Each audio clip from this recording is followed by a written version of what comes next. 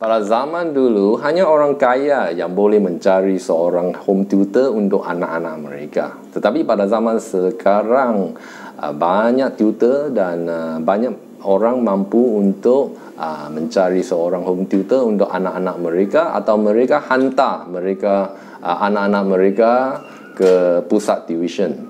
Jadi dalam video ini kita akan menyatakan apakah maksud seorang guru tuition, dan yang kedua, apa bukan maksudnya home tutor, dan yang ketiga, kita akan bincang tentang apakah ciri-ciri atau poin-poin yang kita nak lihat untuk mencari seorang tutor yang berkesan. Jadi, mari kita bermula.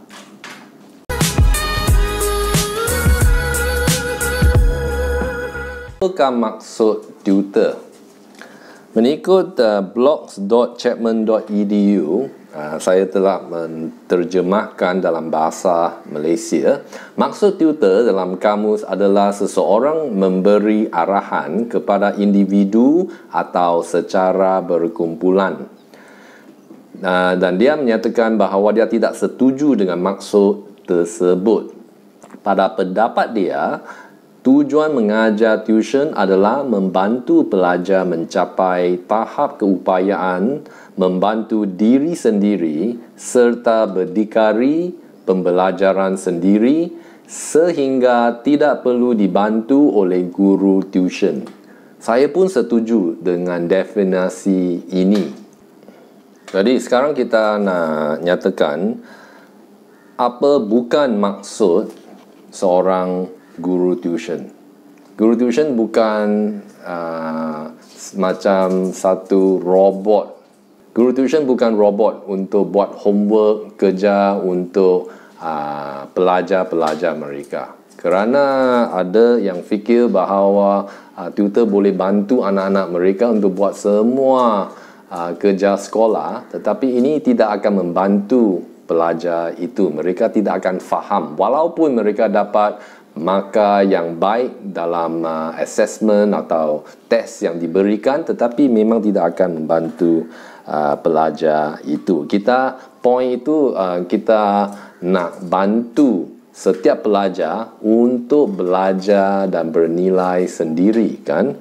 Jadi untuk ini berlaku, kita bukan saja membantu pelajar kita steps untuk membuat sesuatu pengiraan sebagai contoh, tetapi kita perlu menjelaskan apakah reasoning, apakah alasan, sebab di belakang sesuatu point.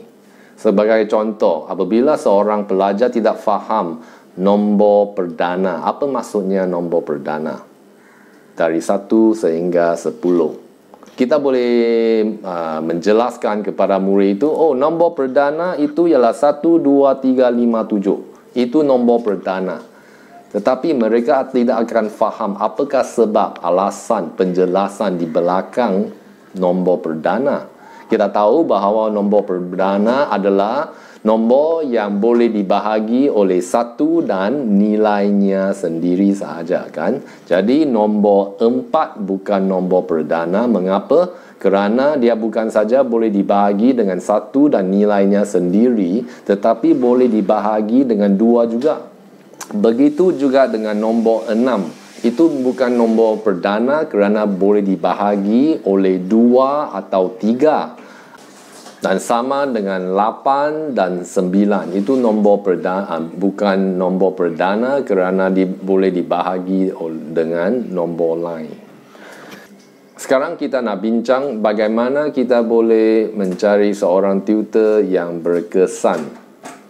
Dan sangat penting untuk ibu bapa untuk memerhati tutor itu pada pelajaran yang pertama dan kedua dan sebagainya. Kerana mereka nak tengok 5 poin yang saya akan nyatakan sekarang.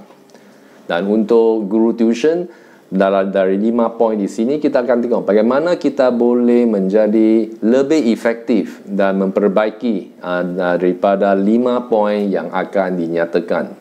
Poin pertama, tadi kita nak ajar murid-murid kita bukan saja poin atau langkah-langkah sesuatu subjek atau perkara, tetapi kita nak jelaskan apakah sebab penjelasan kita nak menjelaskan mengapa langkah itu sedemikian.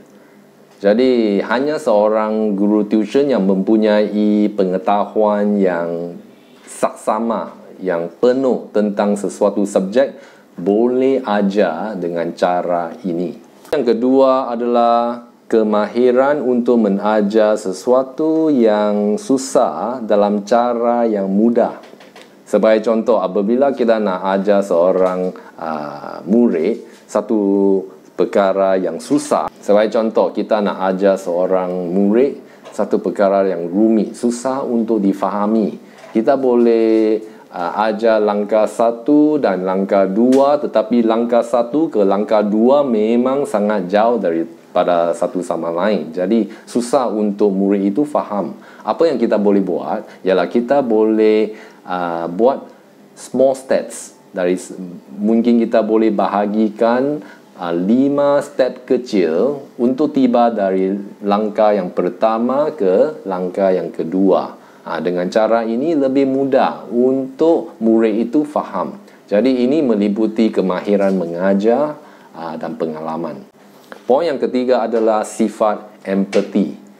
Tutor itu bukan saja nak ajar murid itu dari tahap pemahaman tutor itu, tetapi dia nak ajar murid itu mengikut tahap pemahaman murid itu masing-masing.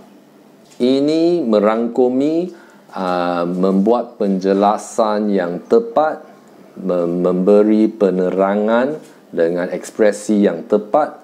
Kadang-kadang kita perlu slow down sikit.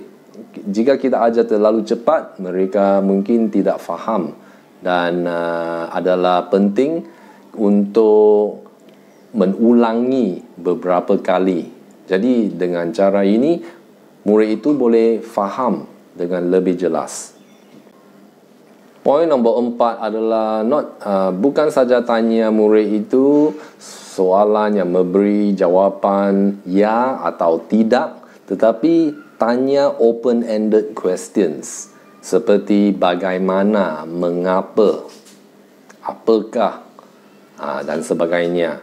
Kerana apabila seorang murid jawab satu soalan dengan tepat, seorang tutor perlu tanya lebih untuk memahami mengapa atau apakah penjelasan di belakang jawapan murid itu.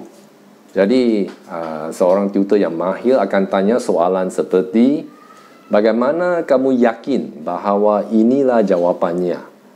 Atau bagaimana kamu menyimpulkan jawapan ini? Jadi kita tengok bagaimana mereka jawab, dan mengikut jawapan mereka kita boleh faham berapa yang mereka faham atau tangkap, dan seberapa mana yang kita perlu jelas lagi. Poin nombor 5 adalah kita cuba cari seorang tutor keseluruhan. Bukan saja seorang tutor yang pergi ke universiti, ada beasiswa, ijazah dan sebagainya, tetapi seorang tutor yang mempunyai sifat-sifat yang baik, seperti sifat positif, seorang communicator yang baik, seorang tutor yang sabar, yang berdisiplin. Ini semua sifat-sifat yang diperlukan untuk menjadi seorang tutor yang baik dan yakin dan berkesan. Jadi harap kamu boleh dapat manfaat daripada poin ini, dan jumpa lagi pada masa yang akan datang.